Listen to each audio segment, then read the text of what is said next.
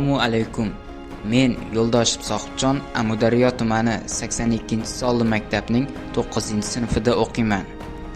Men 6 yildan beri Barkamol avlod bolalar maktabi estrada vokal to'garagiga muntazam qatnashib kelaman. Bo'lgan qadr topdi-ku qadrin, havoga to'ldi bag'rim, istiqlol bergan davrim, davron bo'lgan davron. Shu vaqt davomida ustozim Xudoyberganov Shokir tomonidan estrada yo'nalishida ko'pgina bilimlarni egallab kelmoqdaman.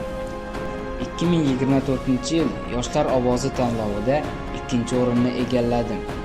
Shu yili 5 tashabbus tanlovida va bosim bahori tanlovida ham faxrli o'rinlarni egalladim.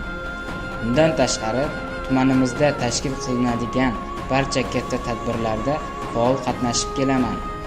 Hozirgi kunda Barkamol avlod bolalar maktabi iqtidorli bolalar kengashi a'zosiman.